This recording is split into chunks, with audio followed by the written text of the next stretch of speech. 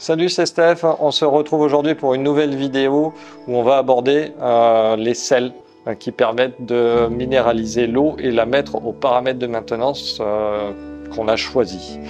Mais avant ça, on vous rappelle qu'il est important de s'abonner sur Insta, mais aussi sur YouTube en cliquant sur la cloche. On a remarqué, en regardant les stats, que vous êtes 50% des personnes à regarder nos vidéos sans être abonné. C'est un petit peu dommage parce qu'on peut vous faire gagner des choses. N'oublie pas de leur dire de bien s'abonner, oui, c'est hyper important. Hein. Effectivement, on se donne rendez-vous dimanche, il va se passer quelque chose. Par contre, il faudra être au rendez-vous, ça ne dure pas longtemps. Dimanche, là, je vais leur sortir une vidéo où il va y avoir un code promo sur une espèce qui est en plus assez chère. Donc voilà, il faut absolument qu'ils s'abonnent. Et ça va durer que 24 heures. Bon, vous voyez, Alex, il en peut plus. En fait, dimanche, il faut bien suivre. Je pense qu'Alex a quelque chose à vous proposer. Par contre, il faudra vraiment être au rendez-vous. Et d'ailleurs, pour les 2 € gagnants des racines, on a posté les noms sur Instagram et Facebook et les colis sont déjà partis. Voilà. Nous, on va parler des sels maintenant.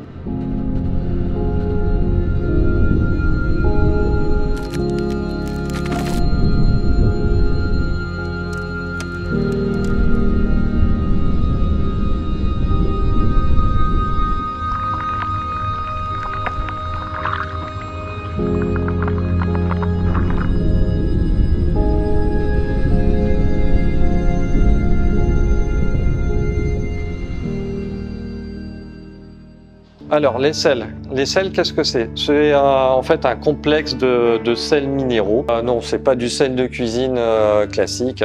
C'est un complexe de différents sels et minéraux qui permettent de partir sur une eau osmosée et de la remettre à des paramètres de maintenance précis, à savoir notamment le GH, le KH, le magnésium, etc., etc.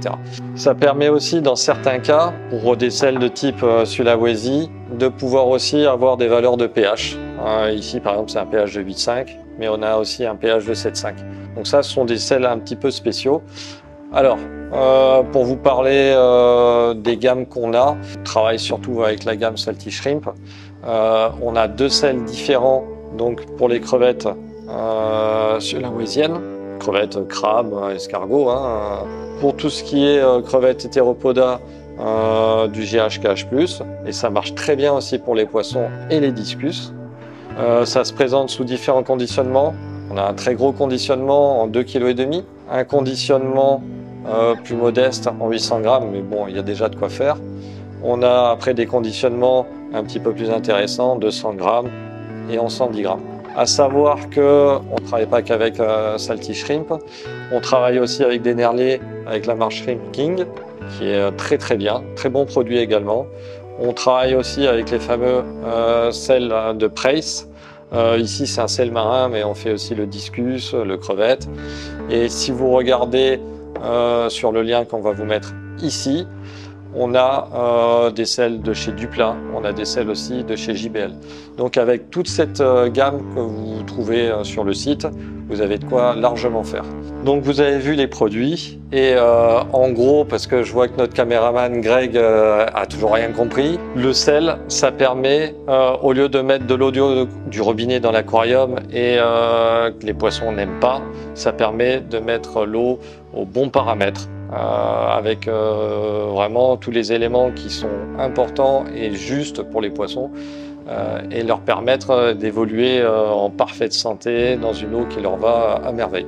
Alors maintenant qu'on a vu ce que c'était que du sel, la théorie c'est bien mais la pratique c'est encore mieux. Donc on va vous montrer comment on prépare de l'eau, vous allez voir, c'est assez simple. À partir de maintenant il faut être très précis.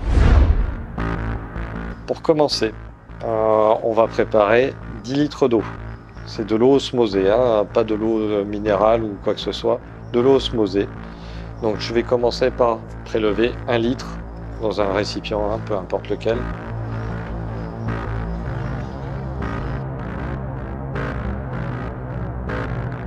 Il faut 2 grammes pour 10 litres d'eau. Donc je vais me servir d'une balance de précision et je vais prendre 2 grammes de sel.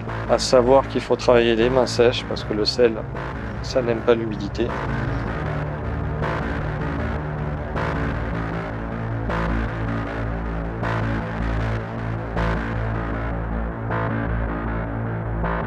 Donc là j'en ai un petit peu trop, j'en enlève.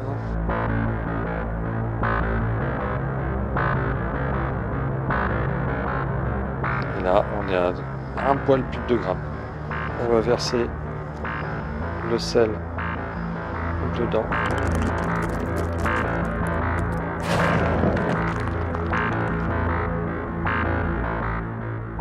Et je vais me servir d'un agitateur magnétique pour faire le mélange. Alors, je pose sur l'agitateur, je mets le petit aimant.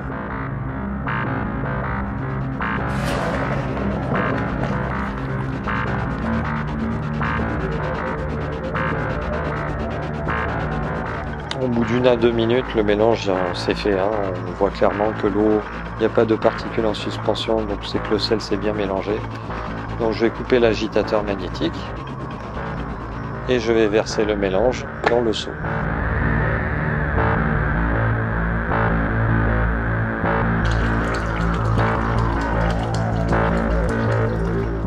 Et maintenant qu'on a fini de mélanger l'eau manuellement, on a en fait fini de préparer notre eau, donc il ne reste plus qu'à la verser dans l'aquarium.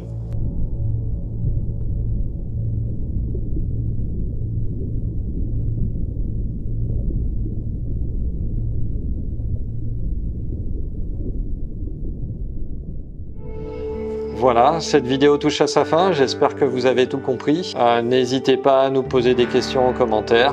Et on se donne rendez-vous dimanche avec Alex, hein, il vous attend de pied ferme.